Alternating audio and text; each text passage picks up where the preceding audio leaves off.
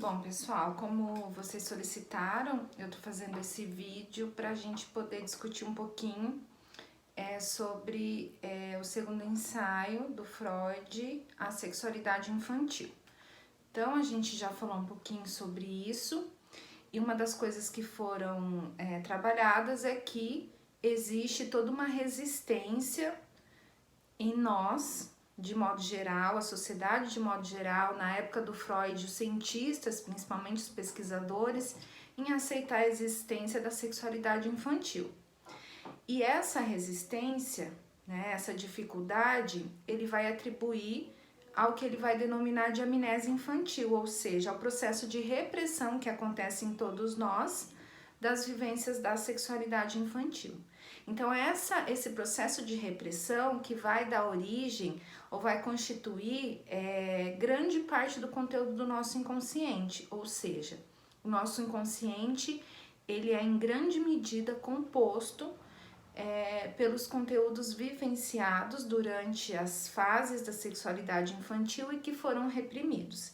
Então, a sexualidade infantil seria o núcleo do inconsciente, né?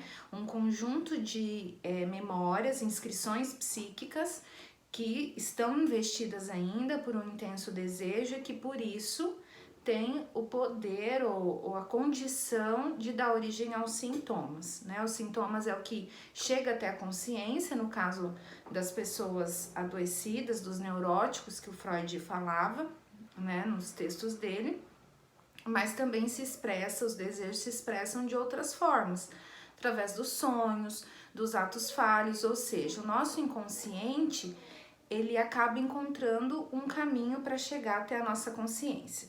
Então, a amnésia infantil seria esse processo, esse mecanismo, né, de defesa que nos leva ao esquecimento das vivências da sexualidade infantil.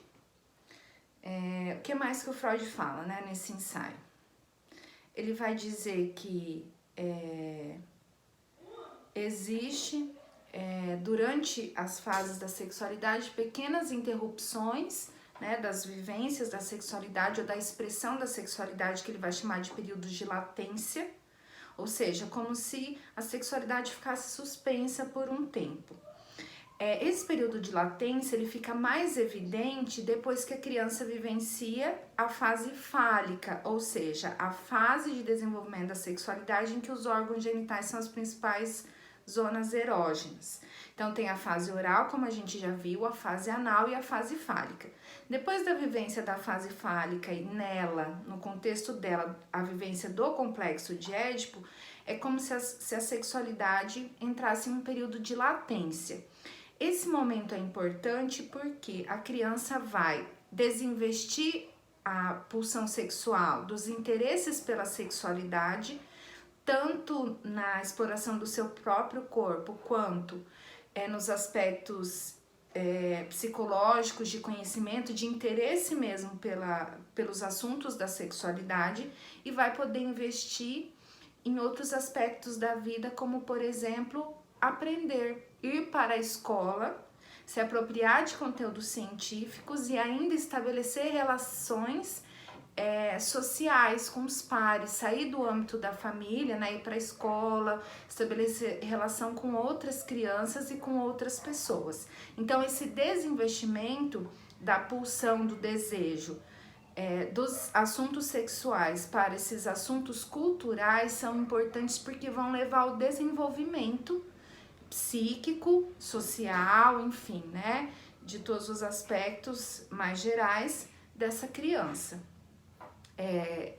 Isso acontece durante o período ali dos 6, 7 anos e vai até o início da puberdade, que é quando, pelas mudanças corporais, pelas mudanças hormonais, a sexualidade volta a ser um ponto importante, e é nesse momento, a partir da puberdade, que é a fase da sexualidade genital adulta, que o sujeito vai poder vivenciar a sexualidade tal como era conhecida até aquele momento, ou seja, o ato sexual, com fim, né, com a possibilidade de procriação e etc.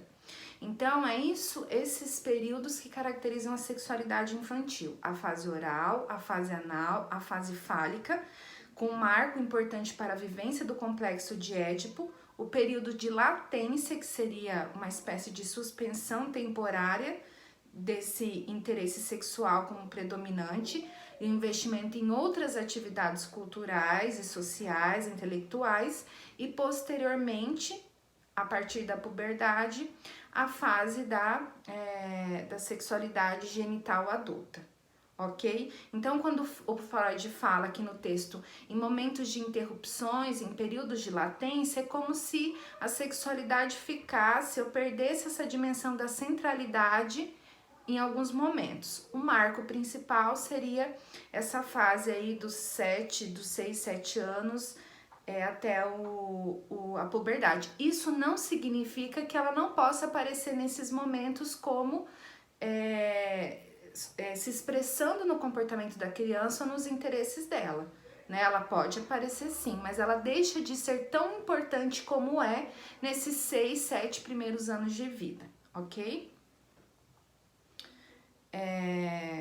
Ele vai dizer, né, que observavelmente é em torno dos 3, 4 anos de vida que a sexualidade fica mais evidente para os adultos. Por quê? Porque nesse momento, qual que é a zona erógena? Os órgãos genitais.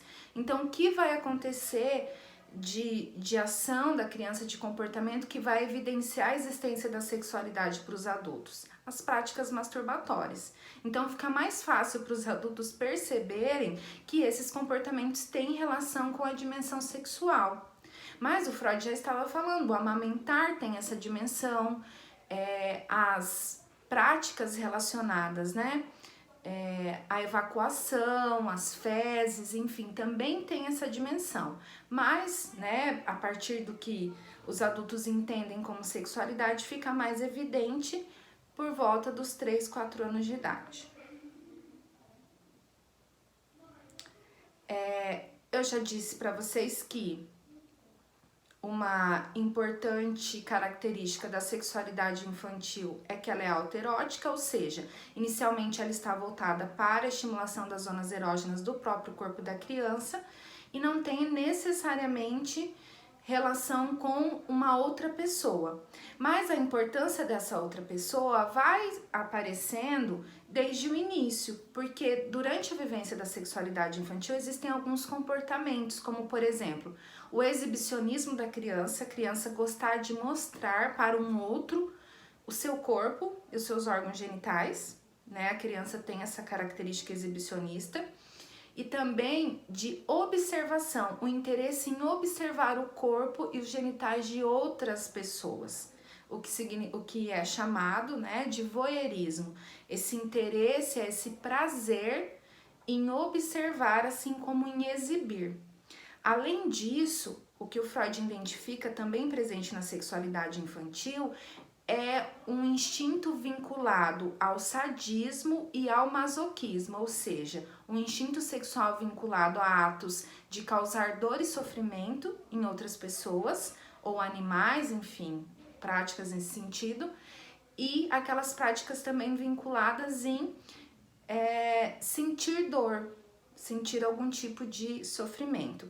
Essas características que estão presentes na sexualidade infantil é que vai levar o Freud a denominá-la de polimórfica perversa. O que significa isso? Polimórfica porque existem várias formas de satisfação e perversa porque apresentam essas características que, se na vida adulta se mantiverem como formas predominantes de obtenção de prazer, ou seja, o voyeurismo, o exibicionismo, o sadismo, o masoquismo, né? Mesmo o autoerotismo ou a satisfação sexual em relação ao próprio corpo, independente da relação com outro objeto, com uma outra pessoa, vai caracterizar o que o Freud vai chamar de perversões. Então, o primeiro ensaio dele, ele vai falar das aberrações sexuais e das perversões, que seriam modos de manutenção dessas vivências da sexualidade infantil na vida adulta, ou seja, os perversos, eles não conseguiram avançar, eles não viveram as fases não viveram um complexo de Édipo e por isso não chegaram à sexualidade adulta.